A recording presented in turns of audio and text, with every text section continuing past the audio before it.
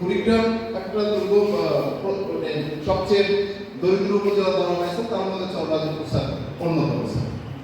এখানকার মানুষ স্যার এই দুর্যোগের সাথে স্যার লড়াই করে স্যার বসবাস করছে স্যার। এখানে স্যার বন্যা, নদী ভাঙন এবং স্যার খরার সময় যে স্যার আমাদের ফসলহীনতা স্যার, সকল কিছুর সাথে সব সময় স্যার এই এলাকার লোক স্যার যুদ্ধ করে আসছে স্যার।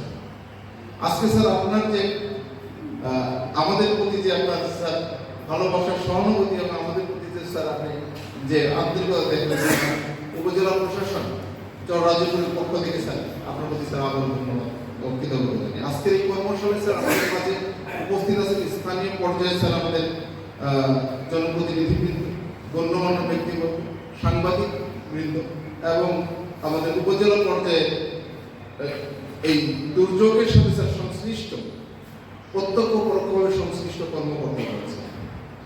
আজকের এই কর্মশালার মধ্য দিয়ে স্যার আমাদের পূর্ব অভিজ্ঞতা এবং পরিবর্তিত জলবায়ু যে ক্লাইমেট চেঞ্জের পরিপ্রেক্ষিতে আমাদের এখানে বন্যা সহ অন্যান্য স্যার যে প্রাকৃতিক দুর্যোগগুলো হয়ে থাকে, এগুলোকে কীভাবে আগাম প্রস্তুতি এবং পরবর্তী প্রস্তুতি, বন্যা পরবর্তী বা দুর্যোগ পরবর্তী প্রস্তুতি আমরা নিয়ে থাকি। আমি আশা করি এই কর্মশালা থেকে স্যার আরও বেরিয়ে আসবে স্যার, এবং আপনাকে স্যার আমরা নতুন কিছু জানাতে পারবো যে আমরা এই পদক্ষেপ যদি গ্রহণ করতে পারি আমরা সহজেই এই দুর্যোগকে সহনীয় পর্যায়ে নিয়ে আসতে পারবো স্যার।